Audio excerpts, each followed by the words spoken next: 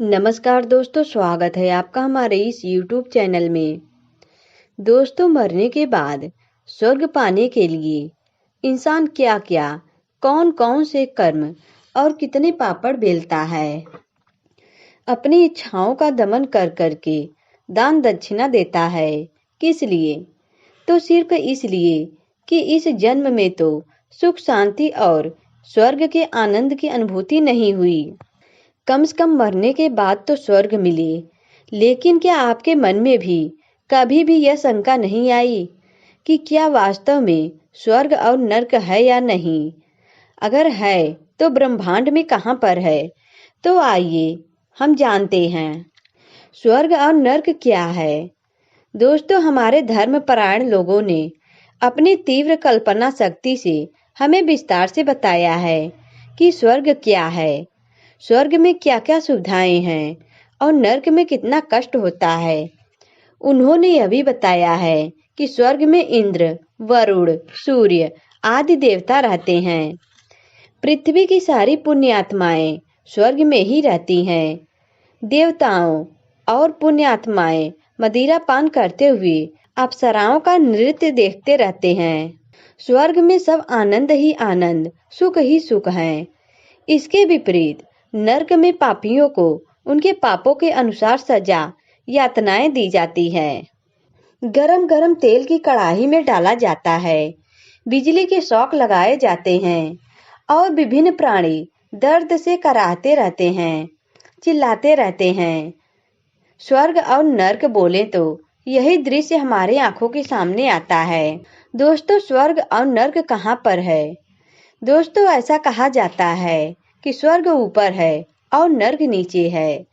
लेकिन यदि स्वर्ग ऊपर अंतरिक्ष में कहीं पर भी है, तो आज इसरो और नासा जैसी संस्थाओं द्वारा अंतरिक्ष में इतने उपग्रह भेजे गए हैं, और जब ये उपग्रह अंतरिक्ष में लाखों करोड़ों किलोमीटर तक यात्रा करते रहते हैं, तो इन्हें कहीं तो स्वर्ग दिखता।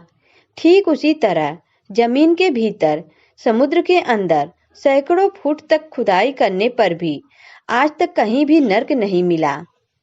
क्यों? क्या विभिन्न धर्मों के लिए स्वर्ग और नर्क अलग अलग है?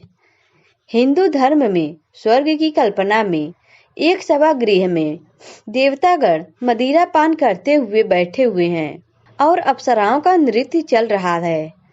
यही है, इसमें कहीं भी ईसा मसीह, बुद्ध, मुस्लिमों या जैनियों के भगवान नहीं है।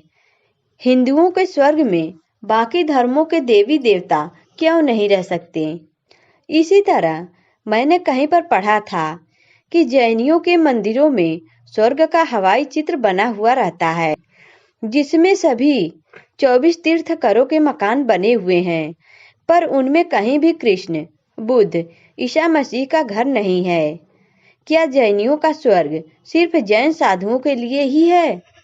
बाकी धर्मों के भगवान उनके स्वर्ग में नहीं रह सकते? या फिर धरती की तरह स्वर्ग में भी विभिन्न धर्मों में झगड़े होते हैं, अतः वहां पर भी अलग अलग धर्मों के भगवान के लिए अलग अलग स्वर्ग हैं।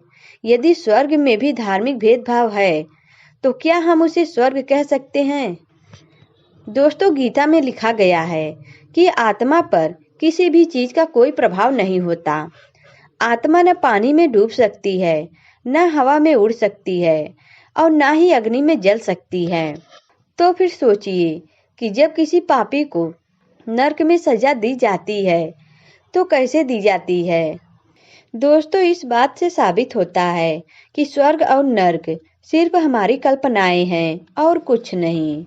दोस्तों, वास्तव में स्वर्ग और नर्क नाम के स्थान ब्रह्मांड में कहीं भी नहीं है। सुखों की प्राप्ति को स्वर्ग और दुखों की प्राप्ति को नर्क कहते हैं। स्वर्ग हमारी आकांक्षाओं का सबूत है, तथ्यों का नहीं। वास्तविक स्वर्ग तो हमारे मन में है, जो यहाँ वास्तविक जीवन में संभव नहीं है। जो बातें धरती पर इंसान करना चाहता है लेकिन कर नहीं सकता, उन सभी बातों को हम स्वर्ग में कर सकने का सपना देखते हैं। जैसे यहाँ धरती पर हम रोजी रोटी कमाने के लिए रात और दिन एक करते रहते हैं, चाह कर भी आराम से बैठकर जिंदगी का मजा नहीं ले सकते। मदिरा पान करना, डांस बार में जाना गलत समझते हैं, जबकि इंसान की स्वाभाविक प्रवृत्ति यह सब करने की होती है। इसलिए हम हमारी कल्पनाओं में स्वर्ग में हमारे देवताओं को मदिरा पान करते हुए और अप्सराओं का नृत्य देखते हुए आराम से बैठे हुए देखते हैं।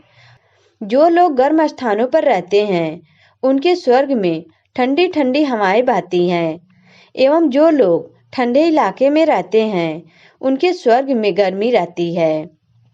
मतलब जो जो चीजें हमें यहाँ धरती पर नहीं मिलती, वो सब चीजों की कल्पना हम स्वर्ग में करते हैं। तो आज की वीडियो में बस इतना ही। अगर यह वीडियो आपको अच्छा लगा तो वीडियो को लाइक करें और हमारे चैनल को भी सब्सक्राइब करें। दोस्तों, वीडियो देखने के लिए आप सभी का धन्यवाद।